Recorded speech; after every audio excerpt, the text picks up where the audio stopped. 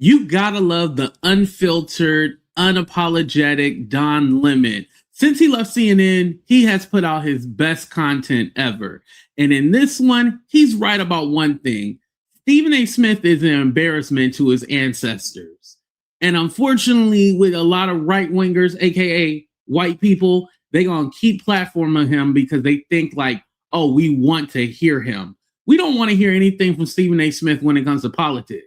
Hell, we barely want to hear from him when it comes to sports. Go ahead and hit that like button, subscribe to the channel, and let's get into it, y'all.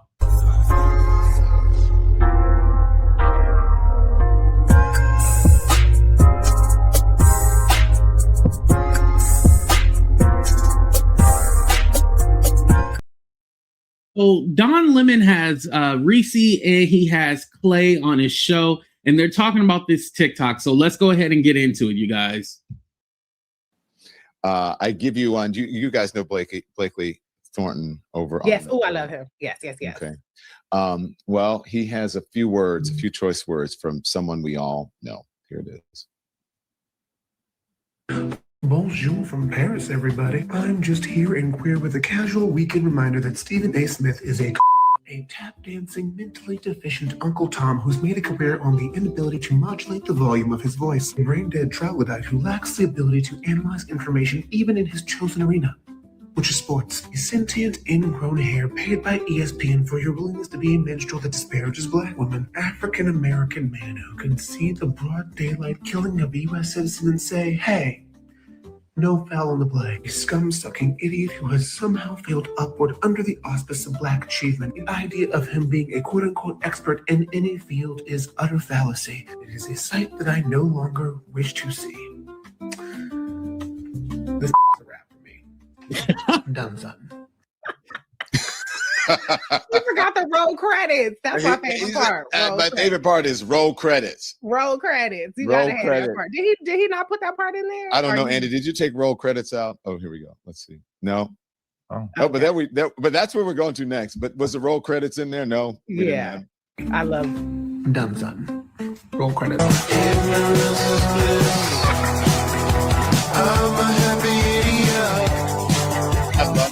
I've never seen this guy before, but I'm gonna follow him now. Thank you, Andy. Stephen A. Smith has just been a disappointment. I try not to criticize, especially black men or just black people in general, because we get so much shit. The rules are different for us. But Stephen A. Smith goes off and he talks about shit that he has no idea about. He has talked shit about me, but no facts. He knows how to get in touch with me. He could have called me.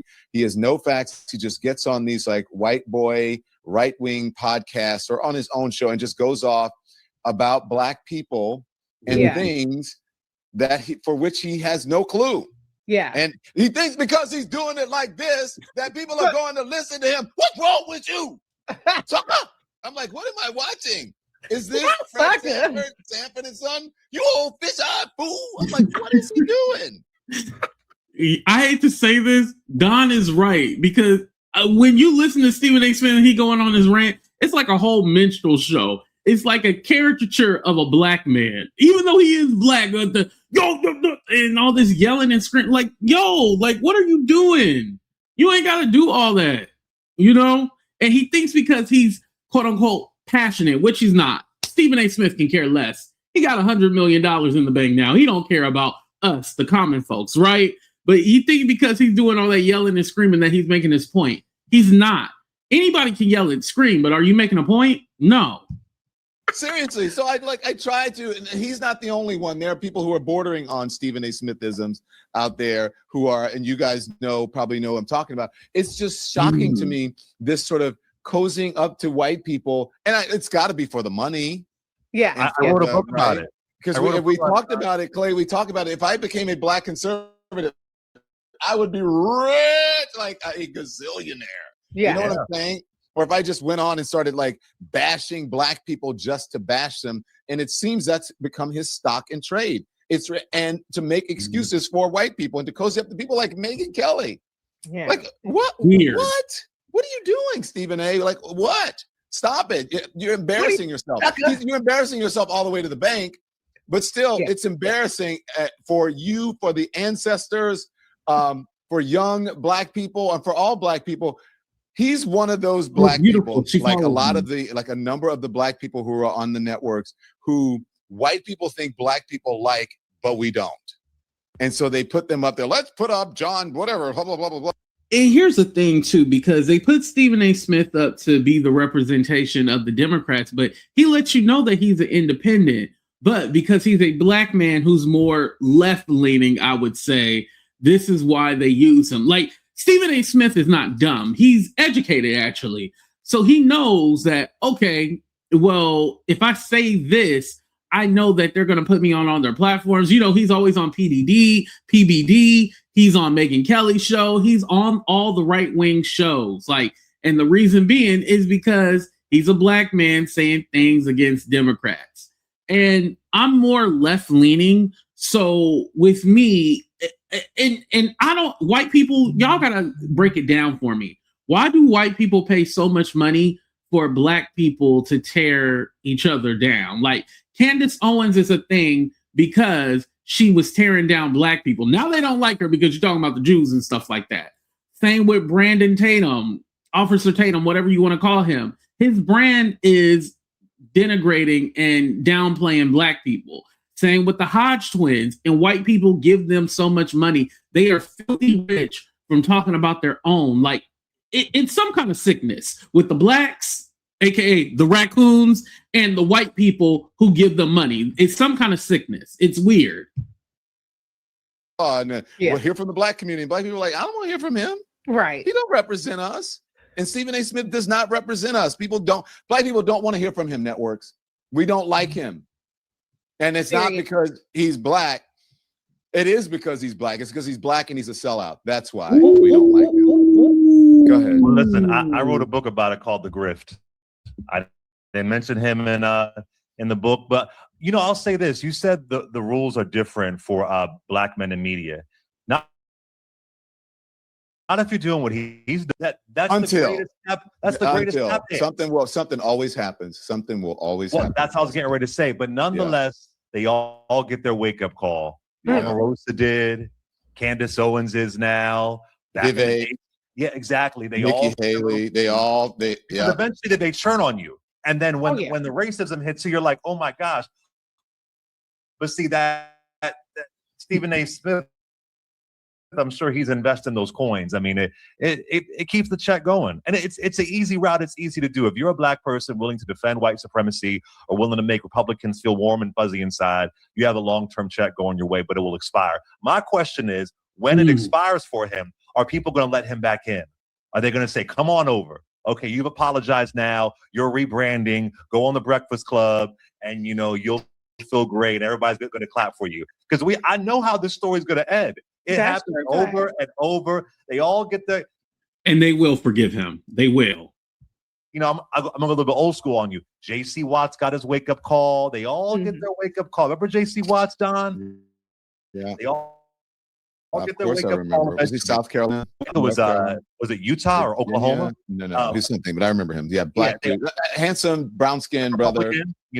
Talking about race baiting, but then when he didn't like the way he was treated, so you'll get it. I mean, it is a longer game to have some integrity. It's a longer game to not demean Black women and look down on folks like that. But at least we maintain our integrity. Yeah, Oklahoma, you're right. Oklahoma. This is what I want to play then, because this is what I'm telling you with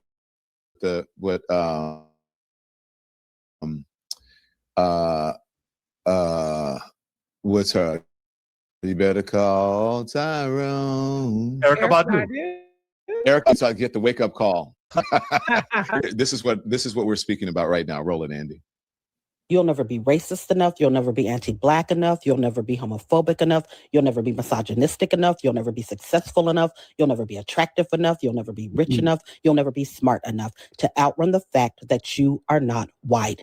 I don't care what you do. Whiteness is a club that you are born into, not brought into. Period. Okay, I'm going to go ahead and skip forward. Don says a little bit more about Stephen A. Smith. And it's a little bit more personal on this level because, like, he was all like, yo, the thing about Stephen A. Smith is that when I got let go from CNN, he could have called me to get my side, but he just, assumed whatever. And he did the same thing to Joy Reid too as well. Remember, he was like, Joy Reid's ratings were bad and all this. And it was like, no, at the time, everybody ratings had suffered, not just Joy.